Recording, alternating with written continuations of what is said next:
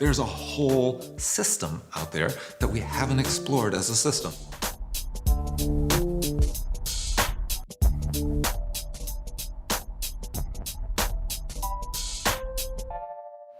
Like cling film, fasciae envelop our muscles, tendons and organs and provide a link to our bones.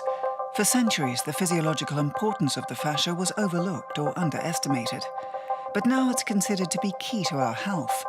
Is it the answer to relieving one of the most common of all medical problems, back pain? If we were considering somebody with low back pain, there's lots of different causes of low back pain, and it can be sourced in the arches, it can be sourced in the knees, it can be sourced in the hips, it can be sourced from coming down from the shoulders. You can see the large triangle between the shoulders and the low back. Obviously, that's going to affect it. If I'm trying to resolve a low back situation, I can't afford not to look everywhere because I don't know where the source of that is going to be, because the tensegrity of the fascial system will make it maybe show up in the low back, which is a very weak point for all of us. But that doesn't mean that it's sourced in the low back. I have to look at the whole pattern. I have to address the whole pattern if I have any hope of taking the pain away in any kind of permanent way.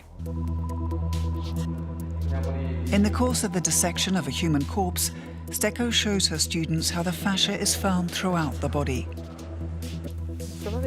She's now examining the thoracolumbar fascia, which surrounds the muscles of the back. In this region around the lower back, there's a particularly critical zone. There's a reason 80% of people suffer back pain. The large back fascia. Researchers haven't yet been able to unlock all its secrets, but evidence points to its significance for many types of back problems. We have now isolated the thoracolumbar fascia, the most important deep fascia in the human body. It is now being studied by so many researchers because it appears to be the cause of unspecified back pain. The fascia of the back are among the most important fascia in the body. But how can fascia cause pain? Why do these layers of tissue in particular cause so much trouble? To find out, we travel to Boston, which hosted the first major international conference on fascia 10 years ago. Helen Langevin from Harvard Medical School was among the participants. She specialized in fascia research early on. As a doctor, she was often at a loss to know how to treat patients with chronic back pain. She decided to delve further into the problem. There's a lot of people who have back pain, chronic back pain, but when they have x-rays or MRIs of their spine, which is usually where people go to look for a cause of back pain, these studies are normal, or there's no indication as to what would be causing the pain. And conversely, a lot of people have terrible looking MRIs, degenerated discs, but they don't have any pain. So we thought, well, what about the thoracolumbar fascia? Because it's a huge structure in the back. It really essentially connects the shoulders with the hips. It's a big sheet of connective tissue.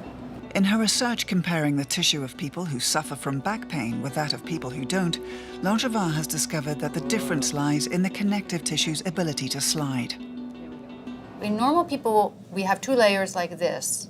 And they should be able to move by about 75% of their length when the back moves. And then we know that in people with back pain, it's reduced to about 50% of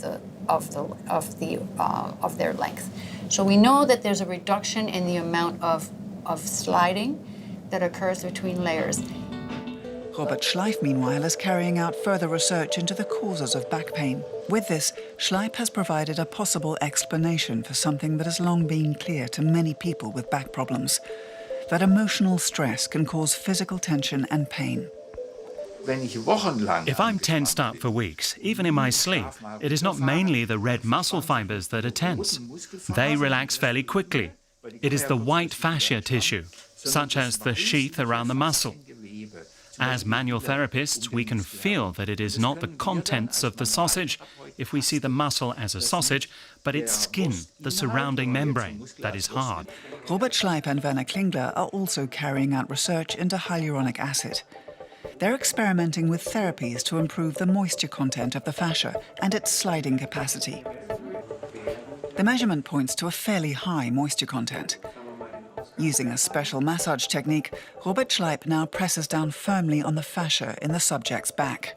These old Rolfing techniques that target the connective tissue are the most efficient we have found and tested so far. With this method, powerful pressure is exerted very slowly on the skin. You have to imagine it like slowly forcing the water out of a sponge in such a way that every pore is emptied. Here we had an interesting result. If we exerted enough pressure, the sponge was even more moist afterwards than before. In other words, you press the old water out of the sponge. And if you do that forcefully enough several times, the sponge is even more moist than before, which of course is interesting for us.